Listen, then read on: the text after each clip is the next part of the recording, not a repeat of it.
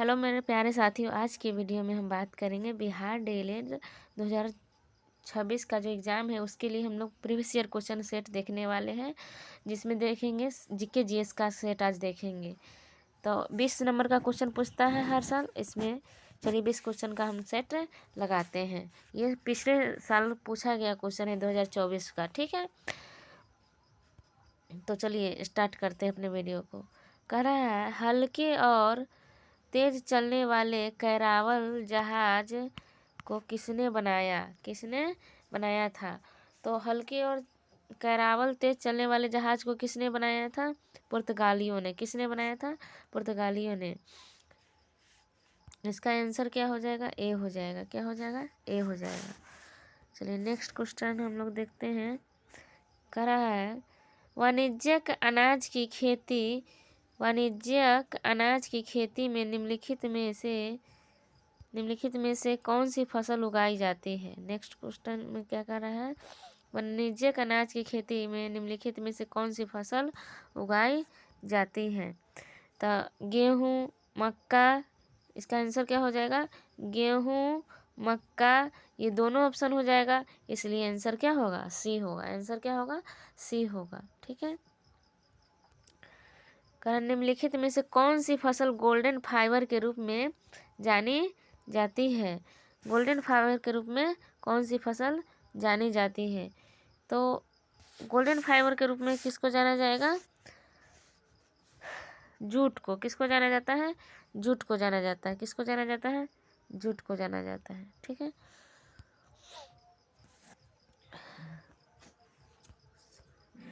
Rowlatt next question है, Rowlatt act यानी Rowlatt कानून किस उद्देश्य से लाया गया था?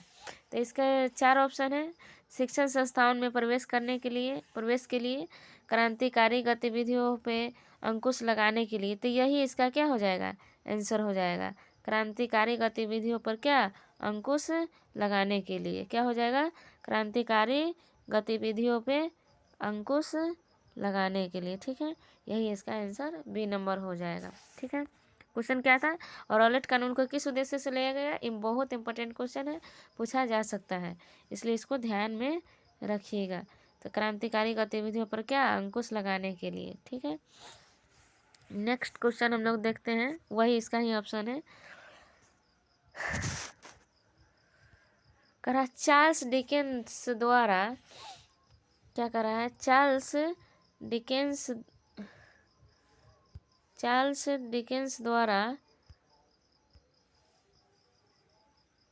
डिकेंस द्वारा बॉम्बे एक्ट कब पारित किया गया? सॉरी, क्या कर रहा है? चार्ल्स डिकेंस द्वारा रचित उपन्यास निम्नलिखित चार्ल्स डिकेंस द्वारा रचित उपन्यास डॉम्बे एंड सन कब प्रकाशित किया गया? यानी चार्ल्स डिकेंस के द्वारा दोस्तों एक बुक लिखी गई है जिसका नाम है डॉम्बे एंड सन। क्या नाम लिखा गया है? डॉम्बे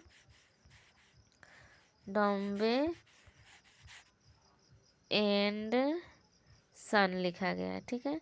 इस बुक का नाम क्या है? डॉम्बे एंड सन है। तो इसको कब प्रकाशित किया गया था? 1848 में। कब प्रकाशित किया गया? 1848 में से। इसका आंसर क्या हो जाएगा? B number. क्या हो जाएगा? B number. ठीक है।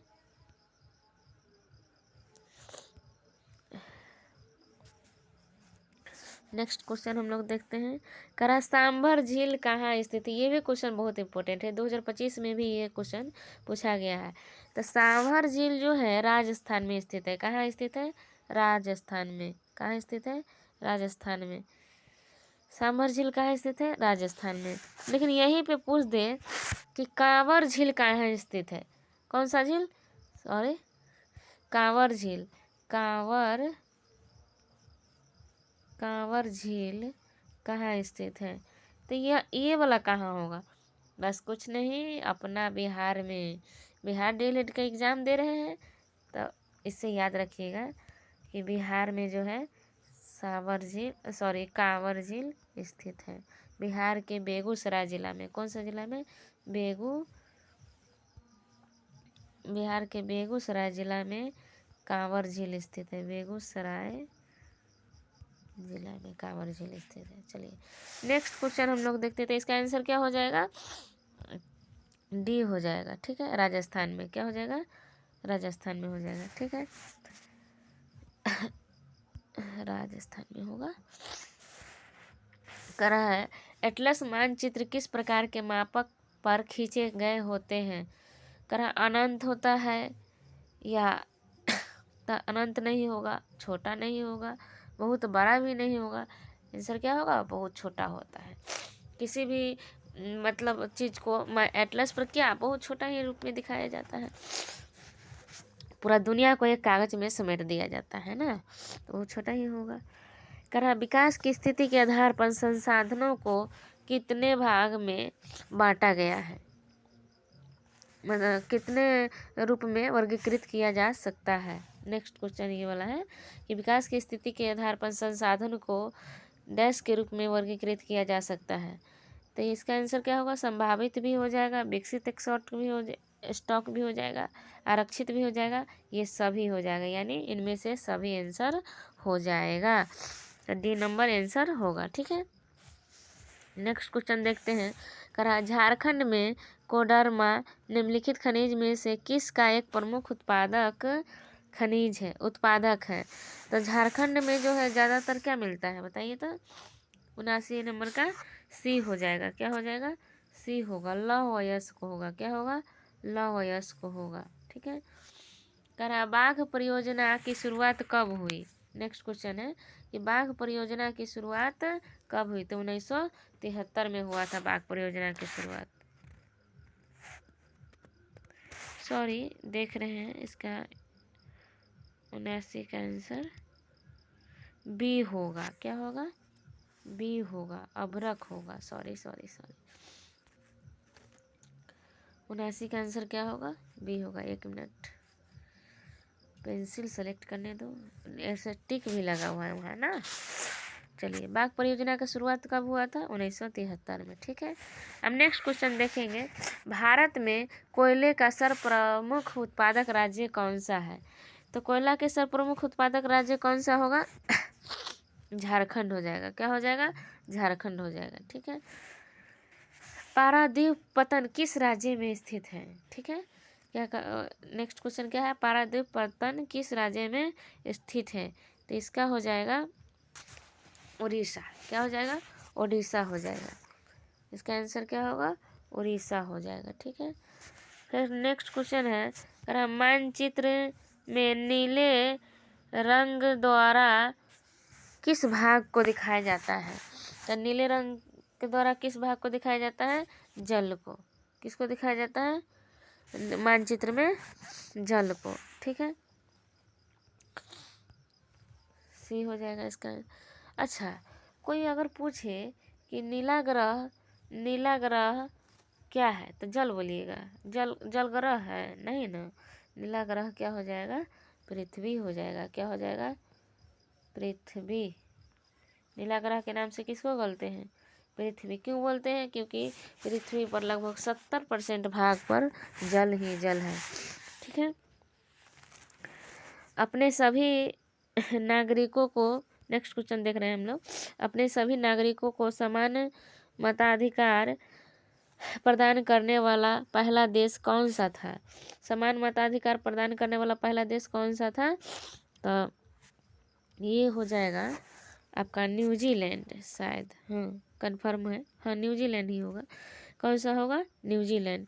न्यूजीलैंड ऐसा देश था जो समान मताधिकार यानी महिला पुरुष दोनों को वोट देने का अधिकार दिया। नेक्स्ट क्वेश्चन हम लोग देखते हैं। पंचायती राज का वर्णन संविधान के किस अनुच्छेद में? हम कहते हैं ना, इस क्वेश्चन को घूर कर पी जाइए। मैंने कहने का मतलब दिमाग में लिखिए, इस क्वेश्चन को दिमाग में सेट कर लीजिए, बहुत इंपॉर्टेंट क्वेश्चन है। करा पंचायती राज का वर्णन संविधान के किस अनुच्छेद में? अनुच्छेद 40। इसको कौन नहीं जानता? नहीं जानता तो जल्दी याद करो। पंचायती राज का वर्णन किस अनुच्छेद में किया गया है? तो 40 में। ठीक है, अब नेक्स्ट क्वेश्चन हम लोग देखते हैं। कह रहा है भारत में सर्वोच्च न्यायालय के न्यायाधीशों की नियुक्ति कौन करता है? ये भी क्वेश्चन बहुत इंपॉर्टेंट है। तो इसका आंसर क्या होगा? राष्ट्रपति करता है। कौन करता है? राष्ट्रपति करता है। चलिए, आज के वीडियो में इतना ही। इसमें के शायद 4 क्वेश्चन छूट गया है, जो इसको अगले वीडियो में नेक्स्ट में जोड़ देंगे। कोई बात नहीं है, तब तक इतना पर ध्यान दीजिए आप लोग। और डेली प्रैक्टिस सेट यानी PY की क्वेश्चन यानी प्रीवियस ईयर क्वेश्चन यानी पिछले साल जो क्वेश्चन पूछा गया है, सीधा भाषा में कहा जाए तो उसको डेली बाय डेली जो है सेट लगाते रहिए। और मेरा चैनल विंध्या स्टडी पॉइंट के नाम से है, यूट्यूब पे बना हुआ, इस पर मैं वीडियो बनाती हूँ। आप लोग वीडियो को देखिए ध्यानपूर्वक और लाइक कीजिए, सब्सक्राइब कीजिए और बाकी अपना ध्यान रखिए, ख्याल रखिए।